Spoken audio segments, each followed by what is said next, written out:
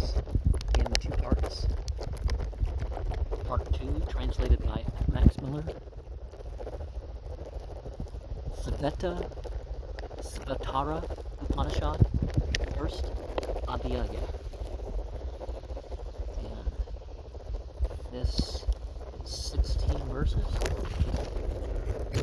The Brahma students say, is Brahman the cause? Whence are we born? Whereby do we live? And whither do we go? O ye who know Brahman, tell us, at whose command we abide, whether in pain or in pleasure. Should time, our nature, our necessity, our chance, are the elements, be considered as the cause? Are he who is called the person, Purusha, Vijñānatman? It cannot be their union either, because that is not self-dependent, and the self also is powerless, because there is, independent of him, a cause of good and evil. The sages devoted to meditation and concentration have seen the power belonging to God himself hidden in its own qualities. Buddha, he, being one, superintends all those causes, time, self, and the rest. We meditate on him who, like a wheel, has one belly with 3 tires, 16 ends, 50 spokes with 20 counterspokes, and 6 sets of 8, whose one rope is manifold, who proceeds on 3 different roads, and whose illusion arises from 2 causes. We meditate on the river, whose water consists of the 5 streams, which is wild and winding, with its 5 springs, whose waves are the 5 vital breaths, whose fountainhead is the mind, the course of the 5 kinds of perceptions. It has 5 whirlpools, its rapids are the 5 pains, it has 50 kinds of suffering and 5 branches. In that vast Brahma wheel, in which all things live and rest, the bird flutters about so long as he thinks that the self in him is different from the mover, the entity, the Lord. When he has been blessed by him, then he gains immortality. But what is praised in the Upanishads is the highest Brahman, and in it there is the triad. The highest Brahman is the safe support. It is imperishable. The Brahma students, when they have known what is within this world, are devoted and merged in the Brahman, free from birth. The Lord supports all this together, the perishable and the imperishable, the developed and undeveloped, the living self, not being a Lord, is bound because he has to enjoy the fruits of works. But when he has known the entity, Deva, he is freed from all fetters. There are 2, one knowing, the other not knowing, both unborn, one strong, the other weak. There is she, the unborn, through whom each man receives the recompense of his works. And there is the infinite self, appearing under all forms, but himself inactive. When a man finds out these 3, that is Brahma, that which is perishable is the Pradhana, the first, the immortal, and imperishable is Hara. The one God rules the perishable, the Pradhana, and the living self. From meditating on him, from joining him, from becoming one with him, there is further cessation of all illusion in the end. When that entity is known, all fetters fall off, sufferings are destroyed, and birth and death cease. From meditating on him, there arises on the dissolution of the body the 3rd state, that of universal lordship. But he only who is alone is satisfied. This, which rests eternally within the self, should be known, and beyond this, not anything has to be known. By knowing the enjoyer, the enjoyed, and the ruler, everything has been declared to be threefold, and this is Brahman. As the form of fire, while it exists in the underwood, is not seen, nor is its seed destroyed, but it has to be seized again and again by means of the sick and the underwood. So it is in both cases, and the self has to be seized in the body by means of the pranava, the syllable om, by making his body the underwood, and the syllable om the upperwood. Man, after repeating the drill of meditation, will perceive bright God like the spark hidden in the wood. As oil in seeds, as butter in cream, as water in dry riverbeds, as fire in wood, so is the self seized within the self if man looks for him by truthfulness and penance. And he looks for the self that pervades everything, as butter is contained in milk, and the roots whereof are self-knowledge and penance. That is the Brahman taught by the Upanishad. And verse 15, the construction, truthfulness and penance, is correct if we remember that he who is seized is the same as he who looks for the hidden self, but the meter would be much improved if we accepted the reading of the Upanishad. Evam atma atman greyate sao, which is confirmed by B. The last line would be improved by reading Satyena enam ye anupasyante virah. And dry riverbeds, the Srotas, the streams, seems to mean here the dry bed of a stream which, if dug into, will yield water. Verse 14, hidden in the wood. Vyana Vindupan, verse 20, Brahmapanishad, page 256. And in verse 13, exist in the underwood. This metaphor, like most philosophical metaphors in Sanskrit, is rather obscure at first sight, but very exact when once understood. Fire is produced by a fire drill, is compared to the self. It is not seen at first, yet it must be there all the time. Its linga, or subtle body, cannot have been destroyed, because as soon as the stick, the indlana, is drilled in the underwood, the yana, the fire becomes visible.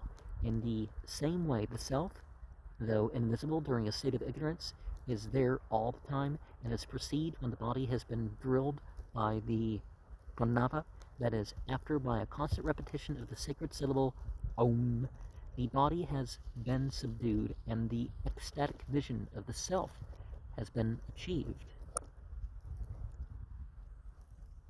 In Dana, the stick used for drilling, and Yana, the underwood in which the stick is drilled, are the two aranas. The fire stick used for kindling fire. See Tyler, Anthropology, page 260. Verse 12, by knowing the enjoyer. Bhokta, possibly for Bhoktra, unless it is a Kandasa form. It was quoted before in Biblical Indica, page 292, 55. The enjoyer is the Purusha, the individual soul, the subject. The enjoyed is Prakrit. Oh, Prakrita. Page is filled too much. Nature, the object, and the ruler is the Isvara, that is, Brahman as God. I take Brahman, Atat, in the same sense here as in verse 9. And verse 11, he only who is alone is satisfied. This aloneness, Kabbalatvam, is produced by the knowledge that the individual self is one with the divine self, and that both the individual and the divine self are only phenomenal forms of the truth self, the Brahman. When you've got that surrender to deity, you're not divergent. You may not be deity, but you're not divergent from deity in yourself. And the universal lordship the blissful state in the Brahma world, which, however, is not yet perfect freedom, but may lead on to it. Thus it is said in the Siddha Dharmotara, Dhyanara Svaryam Maturam Svaryat Sukham Udamam Jnanana Tatpareryagya Videhu Muktim Mapnuyat. And verse 10, the living self. The self Atman is used here as before, or Purusha, the individual soul, or rather the individual souls. And Hara, one of the names of Siddha or Rudra, is here explained as Avidyadar, Haranat, taking away ignorance. He would seem to be meant for the Isvara or Deva, the one God, which is actually, language is a bit ambiguous at times, so, because typically Deva, as in the light beings, the unfallen angels, or Malaka, or whatever you want to call them. Of course, some of the European languages are harder to figure out what you're talking about, but, though immediately afterwards he is taken for the true Brahman and not for its phenomenal divine personification only. And Pradvana, the recognized name for Prakriti, are here Divatma Sakti in the later Sankhya philosophy, and perishable, see verse 8. Verse 9, that is Brahma. The three are the Lord, the personal entity, the creator, and the ruler. 2, the individual soul or souls, and 3, the power of creation, the Divatmas Akta of verse 3. All three are contained in Brahman. See verses 7 and 11. So ape magi paramasvaro mayopa vesanives tadvaneva. Commencing of his works. See the Upanishad 4-5. Vukta Bhogyam. And the other week, the form Isanisau is explained as Khandasa, likewise Brahman for Brahma, and is bound, read Badhyate for Budhyate.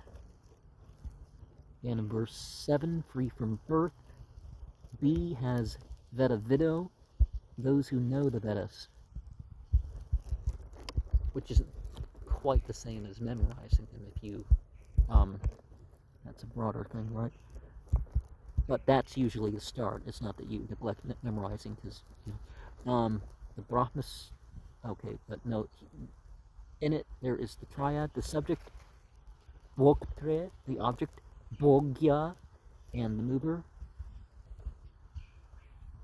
Prevritre, see verse 12, and verse 6, he gains immortality if he has been blessed by the Isvara, i.e., when he has been accepted by the Lord, when he has discovered his own true self in the Lord. It must be remembered, however, that both the Isvara, the Lord, and the Purusha, the individual soul, are phenomenal only, and that the Brahma wheel is meant for the Prapanka, the manifest, but unreal world.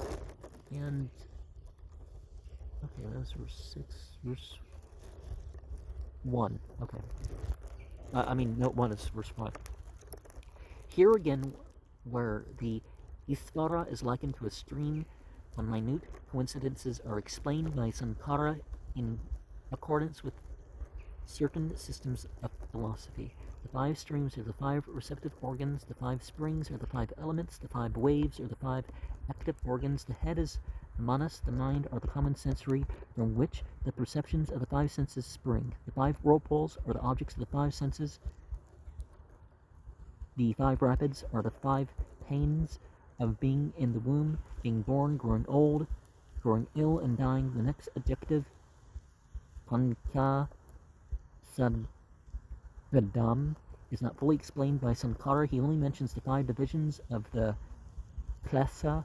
See the Yoga Sutras 2.2, but does not show how their number is raised to 50. Dr. Rohrer proposes to read Panchaklasa Vedam, but that would not agree with the meter. The 5 Paravans, or branches, are not explained, and they refer to the 50 kinds of suffering, klasa.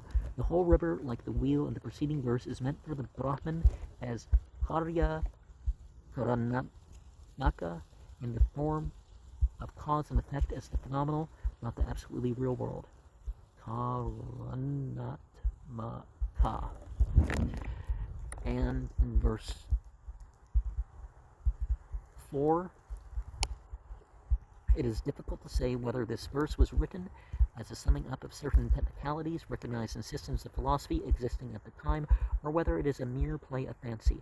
I prefer the former view and subjoin the explanation given by Sankara, though it is quite possible that on certain points he may be mistaken. The Isvara or Deva is represented as a wheel with one belly, which would seem to have be the phenomenal world. It is called Trevret, threefold, or rather having 3 tires, 3 bands or hoops to bind the belly, these tires being intended for the 3 gunas of the Prakriti, the Sattva, Ragas, and Tamas.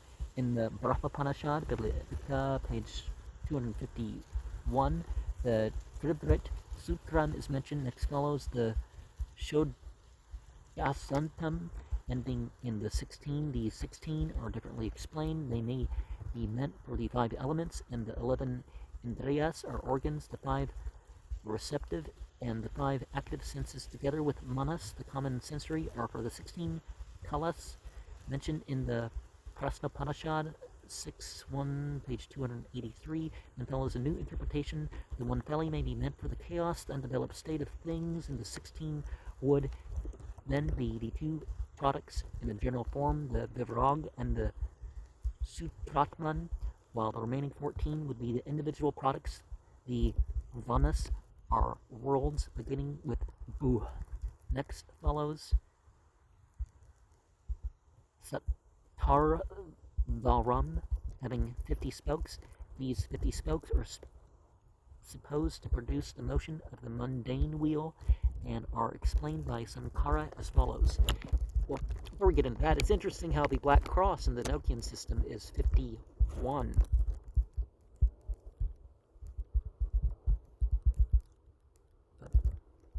One, the 5 Viparyayas, misconceptions, different kinds of ignorance or doubts. These tamas, moha, mahamoha, tamisra, anvata misra are, according to Patangala, ignorance, self-love, love, hatred, and fear.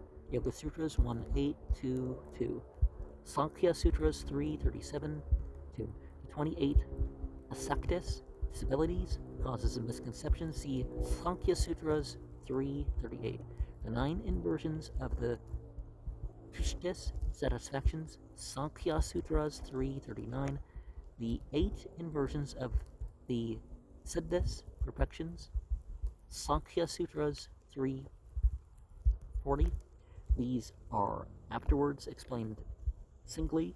There are 8 kinds of tamas, 8 kinds of moha, 10 kinds of mahamoha, 18 kinds of tamisra, and 18 kinds of anvata misra, making 62 in all. More information on the asaktis, the tushtis, and the siddhis may be found in the Sankhya Sutras 3.37-45. Sankhya Karaka 47 sequence. Yoga Sutras 2 in sequence. Then follow the 20 pratyaras. The counter spokes are wedges.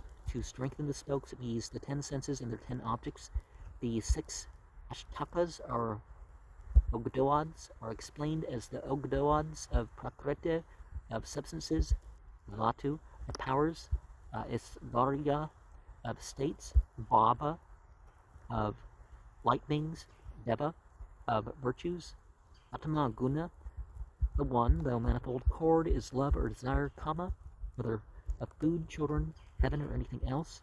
The three paths are explained as righteousness, unrighteousness, and knowledge. And the one deception arising from two causes is ignorance of self, produced by good or bad works. And in verse 3 and the rest, kalatma yam yuktana kala purusha samyuktana svabhavadina. Atman is here taken as synonymous with Purusha in verse 2. Also in verse 3, belonging to God himself. Devatmasakta is a very important term, differently explained by the commentators, but meaning a power belonging to the Deva, the Isvara, the Lord, not independent of him, as the Sankhya's represent Prakriti or nature. Here lies the important distinction between Vedanta and Sankhya. Well, in a way, the light beings are not independent of deity as a whole, because they're manifesting those qualities in, complete surrender, you could say. And the cause of good and evil, the Atma, this is verse 2.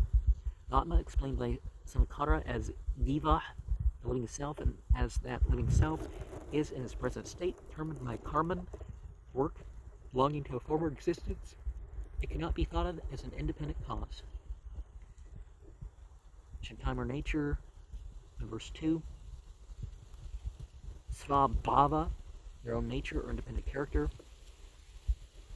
not self-dependent. Union presupposes a uniter.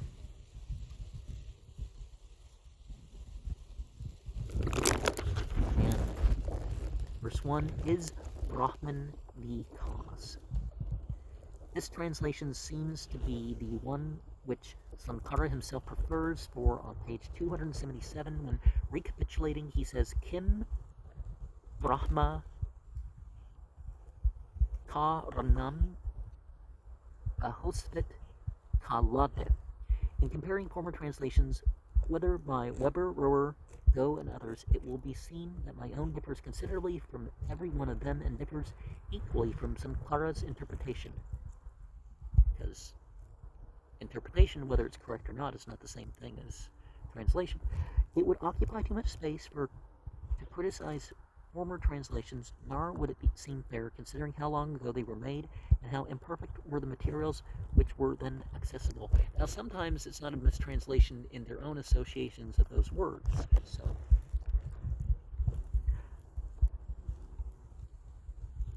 all I wish my readers to understand is that if I differ from my predecessors, I do so after having carefully examined their renderings.